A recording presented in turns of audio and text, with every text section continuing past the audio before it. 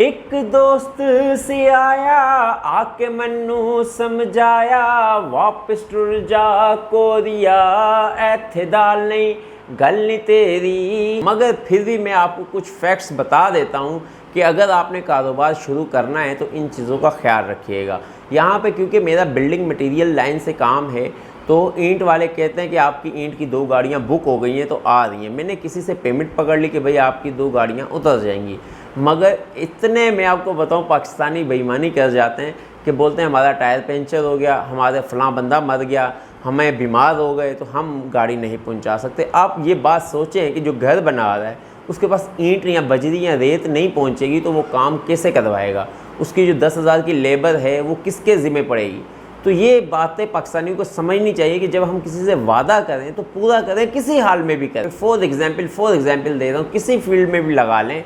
हम प्लम्बर को ले लेते हैं, प्लम्बर को अगर हम बुलाएंगे घर पे कि भाई ये टूटी या ये नलका ये पाइप सेट करना है, तो वो पहले एक दिन आएगा, दूसरे दिन बोलेगा मैं सुबह 9 बजे पहुंचूंगा, तो 9 बजे कभी भी नहीं पहुंचेगा, वो पहुंचेगा 11-12 बजे। फिर आगे बोलेगा यार चाय पी लूँ मैं, चाय पीने के बाद बोलेगा यार ये सामान तो मैं लाना ही भूल गया, तो सामान लेने चला जाएगा। फिर बोलेगा यार कल ही अब काम हो सकता है, कल हफ्ता इतवार आ जाएगी।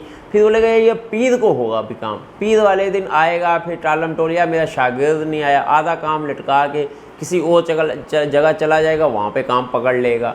ये सबसे बड़ा मसला है। मैंने कोरिया में ये बात नोट की कि अगर हमने किसी भी मैकेनिक को बुलाया है, फ्रिज ख़राब हुई है, फ्रिज वाला आएगा, वो देखेगा भाई इसमें ये प्रॉब्लम है, दूसरे दिन 9 बजे का टाइम दिया है तो 9 बजे फिक्स पहुंच जाता था वहाँ पे और अपने तमाम औज़ार साथ लेकर आता था कि भाई मुझे किन किन चीज़ों को, यहाँ तक कि चूड़ी बनाने वाली मशीन भी उसकी गाड़ी में होती थी कि भाई मैंने इनको जो है ना ये चूड़ी भी बना के यहाँ पे पूरी फिट करके दे के जानी है।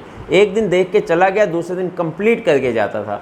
तो ये हमारे पाकिस्तानियों की नाकामी होने की मेन वजह यही है कि वादा पूरा नहीं करते, काम अधूरा करते हैं, एक काम पूरा नहीं होता दूसरे को पकड़ने की कोशिश करते हैं। तो खाक हम लोगों ने कामयाब होना है कि सर्वे रिपोर्ट के मुताबिक 70% पाकिस्तानी एक दुकान से जब माल लेते हैं तो दोबारा उससे इसलिए नहीं लेते कि उन्हें धोखा, फ्रॉड या झूठ के ज़रिए वो माल बेचा होता है, तो दोबारा वहाँ जाते ही नहीं, माल लेते ही नहीं।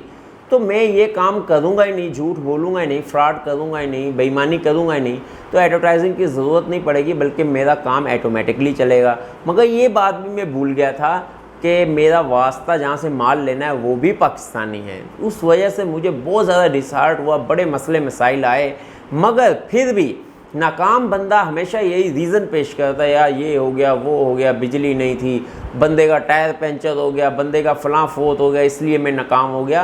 और कामयाब आदमी हमेशा ये बात सोचता है कि ये मुश्किल बहुत बड़ी है मगर मेरे अल्लाह से बड़ी नहीं है। इंशाअल्लाह ताला ये मुश्किल का वक्त गुजर जाएगा, उसके बाद आसानी ज़रूर आएगी, मेरी मेहनत ज़रूर रंग लाएगी। तो रह गई बात चेहरे की रौनक की या जज्बे और जुनून की, तो अल्हम्दुलिल्लाह आज भी मुझ में उतना ही जज्बा है, उतना ही जुनून है, चाहे मुझे लॉस हुआ है चाहे मुझे प्रॉफिट हुआ है। आज भी मैं उतना ही खुश हूँ जितना खुश मैं पहले दिन पाकिस्तान में आकर था, अल्हम्दुलिल्लाह। और कुछ पाकिस्तानी ऐसे मिल जाते हैं कि अभी 1-2 दिन पहले की बात है, 10,000 टाइल मैंने मंगवाई, 5,000 कहीं पे उतरनी थी और 5,000 किसी दूसरी साइड पर उतरनी थी। बारिश होने की वजह से ज़मीन थोड़ी सी नरम थी, वो गाड़ी का टायर उसमें धंस गया, वो निकल नहीं रहा था। तो उन्होंने मुझे बोला मुझे पेमेंट दे दें, गाड़ी तो अब कहीं जा नहीं सकती है, तो आपको सुबह किसी तरीके से जैक वगैरह लगा के या कुछ चीज़ें लगा के हम इसे बाहर निकालेंगे और आपकी मंजिल तक ये टाइल पहुंचा देंगे, आप बेफिक्र रहो। मैंने बोला चलें ठीक है यार। मैंने उसे पेमेंट दे दी, सबसे बड़ी गलती कर दी। उस जवान के बच्चों ने रात को जहाँ पे गाड़ी थी वहीं पे सारी की सारी टाइल उतारी, सारी की सारी टोटल उतार के गाड़ी निकाल के भाग गए। मैं सुबह गया हूँ, वहाँ पे गाड़ी नहीं, टाइल मौजूद है। तो मैंने बोला भाई मैं क्या करूँ, मैं उसको फ़ोन कर रहा हूँ, फ़ोन रिसीव नहीं कर रहा है, काट रहा है, यहाँ तक कि फ़ोन मुझे ब्लॉक लिस्ट में डाल दिया। ऐसे बंदों को अभी यहाँ कहाँ वो आरिफ वाला पता नहीं कहाँ पे पड़ता है, पाई फेरू कहाँ पे पड़ता है, पत्तों की कहाँ पे पड़ता है, दूर है यहाँ से, अभी कहाँ मैं उनके पीछे जाऊँ। फिर मैंने वो दूसरे कैरेज के ज़रिए वो टाइल एक जगह से दूसरी जगह पहुँचाई। तो आप अंदाज़ा लगाएं कि पाकिस्तानियों को मौका अगर मिल जाए तो ये नहीं छोड़ते। इसके अलावा एक पाकिस्तानी ने मुझे बोला कि आपके पास ईंट पहुंच जाएगी हर हाल में रात को। मैंने पेमेंट पकड़ ली, रात को ईंट आई नहीं। मैं वो जो कस्टमर था वो नाराज़ होने लग गया, यहाँ तक कि गुस्सा करने लग गया कि ईंट क्यों नहीं आई। तो मैंने उसे बोला मैं आपको इससे अच्छी ईंट आज पहुंचा देता हूं। मैंने दूसरे भट्टे वाले को कॉल की और मैंने बोला कि आप इतनी ईंट 6000 ईंट फ़लाँ जगह पे पहुंचा दें। उसने पहुंचा दी। अब कस्टमर ऐसा मिल गया मुझे, कहने लगा नहीं मुझे आपने फ़लाँ मार्के की ईंट बताई थी, मुझे वही चाहिए। हालांकि ये उससे अच्छी ईंट थी, मगर कस्टमर ने अपनी ज़िद पे अड़ गया, कहने लगा यहाँ तो इसका रेट कम करो, तो यहाँ पे मुझे वही ईंट ला के दो। ये ईंट उससे अच्छी थी जो उन्होंने मंगवाई थी। मगर मैंने उसे बोला ये इसमें कोई ख़राबी बताओ। कहने लगा ख़राबी कोई नहीं है, मगर मुझे ईंट वही मार्का चाहिए जो मुझे चाहिए। मैंने बोला भाई वो तो अब नहीं मिल सकती है।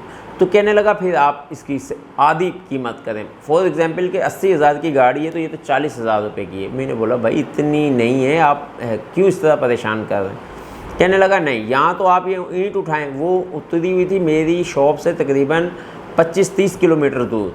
अब मैंने उसे बहुत समझाने की कोशिश की कि 2-4 हज़ार रुपया 5,000 रुपया कम कर लो, वरना यहाँ से ईंट कैसे मैं लेके जाऊँगा।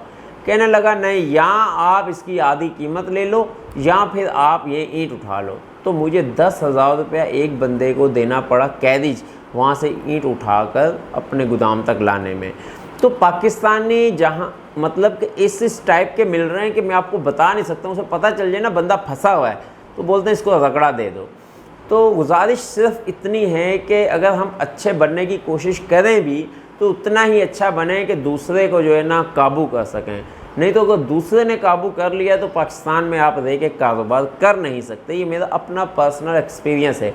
और भी बहुत से एक्सपीरियंस होते रहते हैं या होते रहेंगे, इंशाल्लाह ताला ज़रूर बताऊंगा। मगर अल्हम्दुलिल्लाह मैंने अपने आप को ये सोचा हुआ है अगर मुश्किल वक्त में मतलब कि हार्ड वर्क कर रहा हूँ तो अल्लाह ने मुझे इस काम के लिए चुना है तो ज़रूर कामयाब हो जाऊँगा। नाकाम भी होऊंगा तो एक्सपीरियंस मिल जाएगा कि कब कहाँ कैसे किसको क्या करना है, कुछ ना कुछ तो पता चलेगा। फॉर एग्जांपल कि मैंने ईंट बजरी रेत का काम स्टार्ट लिया, मुझे हर क्वालिटी का पता चल गया।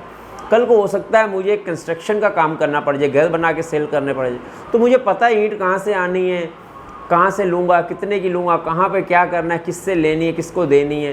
तो ये बात अपने जहन में रखिएगा कि जब आग में सोना जाता है तो और मज़ीद निखरता है। तो अगर आप ये सोचें ही ना कि मैं मुश्किल वक्त ना देखूं और बड़े मज़े से एसी के नीचे बैठूं और मज़े करूं, तो फिर आप निखरेंगे नहीं। फिर आप बस आए दुनिया में बस खा पी के चले गए, स्ट्रगल नहीं की। तो वीडियो पसंद आई तो लाइक कर सकते हैं। अपना और अपने दोस्तों का ख्याल रखिएगा। अल्लाह हाफिज़।